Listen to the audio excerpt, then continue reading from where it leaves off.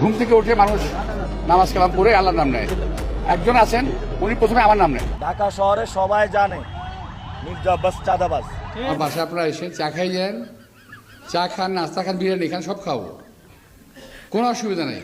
কিন্তু ভাই দয়া করে উল্টাপাল্টা কথা কইবেন না। পাকিস্তানের একজন গ্যাংস্টার আছে দাউদ ইব্রাহিম, তো ঢাকা হাটে এই ধরনের দাউদ ইব্রাহিম চলে এসেছে। এই কার কথা বলতেছ? তোর নামটা পরিষ্কার বলো তো, কার কথা বলতেছ? ওই বেটা, কার কথা বলতেছিস তুই? আব্বাস উদ্দিন ওরফে মির্জা আব্বাস।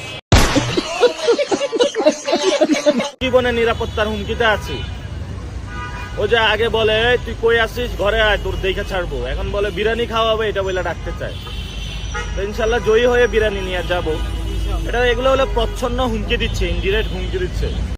আমি বললাম যে সমস্ত কথা না বলে বাবা আমার বাসায় আসো, চা নাস্তা খাও, কথা বলি। উনি বললেন আমি নাকি সন্ত্রাসী কারে হুমকি দিয়েছি।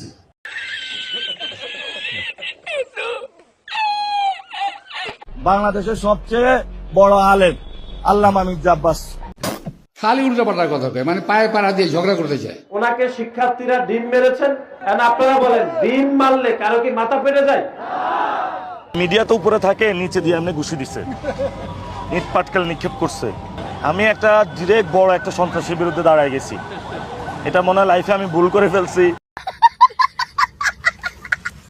আর এখন নির্বাচন করছি, তারাও যার যার জায়গায় ভালো, কিন্তু কথাবার্তা বেশি মাল বলতেছে আর কি।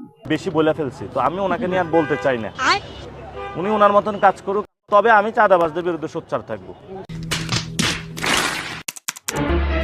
উনি সকালবেলা উঠে আল্লাহর নাম নিয়েই চাঁদাবাজি শুরু করে। আমরা একটি ওয়েবসাইটে বলবো চান্দাবাজ.com, যেটার মাধ্যমে বিভিন্ন জায়গায় যেখানে হলো চাঁদাবাজি করে যারা, দুর্নীতি করে যারা, ওই ডকুমেন্টস দিয়ে প্রমাণ দিয়ে ওইখানে হলো আপনারা ইনপুট দিতে পারবেন, এভিডেন্স গুলো দিতে পারবেন। আমরা তাদের নাম পরিচয় গোপন রাখবো। অতি সত্তরে ইনশাল্লাহ আমরা জাতীয় হটলাইন এবং চান্দাবাজ.com আমরা দ্রুতই ওপেন করবো।